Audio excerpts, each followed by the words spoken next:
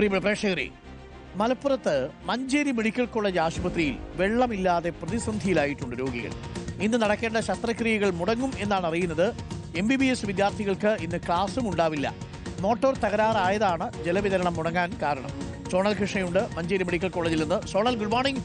ഈ മോട്ടറൊന്നും ശരിയാക്കാൻ പറ്റൂല. ഒരു മെഡിക്കൽ കോളേജിന്റെ മോട്ടോർ ശരിയാക്കാൻ ഇത്രയും താമസവും? ശസ്ത്രക്രിയകൾ മുടങ്ങും, ക്ലാസ് മുടങ്ങും, രോഗികളും കൂട്ടിരിപ്പുകാരും ബുദ്ധിമുട്ടിലുമാവും. എന്തിനും മോട്ടോർ ശരിയാക്കാൻ പറ്റാത്തത് എന്തുകൊണ്ടാണ് സോണൽ? Good morning. അരുൺകുമാർ, നമുക്ക് ദൃശ്യങ്ങളിൽ കാണാം രോഗികളൊക്കെ വലിയ തോതിൽ വലയുന്ന ഒരു സ്ഥിതി. കഴിഞ്ഞ 4 ദിവസമായിട്ട് മെഡിക്കൽ കോളേജിൽ വെള്ളമില്ല എന്നുള്ളതാണ് രോഗികൾ ഉൾപ്പെടെ പറയുന്നത്. താൽക്കാലിക സംവിധാനമായി നമുക്ക് കാണാം ഈ ഹോസ്പിറ്റലിൻ്റെ OP ബ്ലോക്കിന് മുൻപിൽ ഇങ്ങനെ 2 ടാങ്കുകൾ കൊണ്ടുവച്ചിട്ടുണ്ട്. അതിൽ നിന്ന് രോഗികൾ വെള്ളം എടുത്തിട്ട് വേണം മുകളിലെ നിലയിലേക്കൊക്കെ പോകാൻ, തങ്ങളുടെ കാര്യങ്ങളൊക്കെ നിർവഹിക്കാൻ. പക്ഷേ അത് വലിയ ബുദ്ധിമുട്ടുണ്ടാക്കുന്നുണ്ട് എന്നുള്ളതാണ് രോഗികൾ തന്നെ പറയുന്നത്. വലിയ ബുദ്ധിമുട്ടാണ് അല്ലേ? വലിയ ബുദ്ധിമുട്ടാണ്. ഇവിടെ നമ്മൾ അവിടെ വെള്ളം ശേഖരിച്ച് വെക്കാനുള്ള ഒരു സംവിധാനമില്ല. നമ്മൾ ഓരോ ബക്കറ്റിൽ എടുത്തിട്ട് ഇങ്ങനെ കൊണ്ടുപോവാണ്, ആവശ്യാനുസരണം കൊണ്ടുപോവാണ്. ഒരു ബാത്റൂമിൽ ഒരു രോഗിക്ക് ഒരു ലേബർ റൂമിൽ അല്ലെങ്കിൽ അതല്ലെങ്കിൽ തിയേറ്ററിൽ പോലും വെള്ളമില്ലാത്തൊരു സിസ്റ്റമാണ് ഇപ്പോൾ ഉള്ളത്. ഇപ്പോൾ അത് പിന്നെ നമ്മൾ ആവശ്യത്തിനനുസരിച്ച് അവിടെ കൊണ്ട് ശേഖരിച്ച് വെക്കാനില്ലാത്തതുകൊണ്ട് 4 നില ബിൽഡിങ് ആണ്. നമുക്കത് കോണി കയറിയിട്ടാണ് ഈ ഒരു ബക്കറ്റ് വെള്ളം കൊണ്ടുപോകുന്നത്. പിന്നെ ആ ബക്കറ്റിൽ ഉപയോഗിച്ചിട്ട് വീണ്ടും വേണം. നമ്മളൊരു ടോയ്ലറ്റ് പോകണമെന്നുണ്ടെങ്കിൽ ഒരു ബക്കറ്റ് വെള്ളം നമുക്ക് തീർച്ചയായും മതിയാവുന്നില്ല. വീണ്ടും വന്നിട്ട് വെള്ളം മുക്കി കൊണ്ടുപോകുന്ന അവസ്ഥയാണ്. ഇന്ന് രാവിലെയൊക്കെ ഇവിടെ ക്യൂ നിൽക്കുകയാണ്.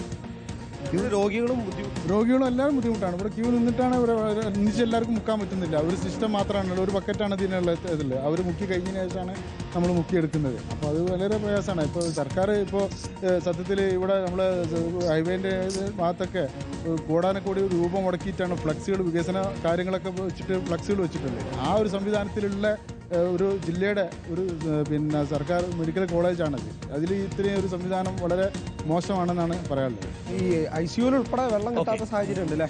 സാഹചര്യമുണ്ട്. എൻ്റെ ഭാര്യ ഇന്നലെ വന്നപ്പോൾ അത് കൈ കെട്ടാൻ വേണ്ടിയിട്ട് നോക്കുമ്പോൾ ഓപ്പറേഷൻ തിയേറ്ററിൽ വെള്ളമില്ല എന്നാണ് പറഞ്ഞത്. അതുകൊണ്ട് ഇതായിട്ട് പിന്നെ എമർജൻസി ആയിട്ട് ഇവിടുന്ന ചെയ്തത്.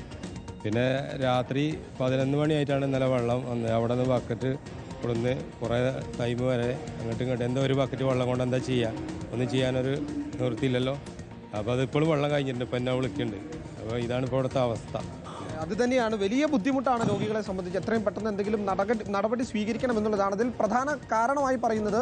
പ്രധാനമായും ഇങ്ങോട്ടേക്ക് വരുന്ന 2 ടാങ്കുകളാണ് അവിടെ ചരണിയിൽ ഉൾപ്പെടെയുള്ളത്. അവിടെ 2ഇടത്തെയും മോട്ടോർ തകരാറിലായിട്ടുണ്ട്.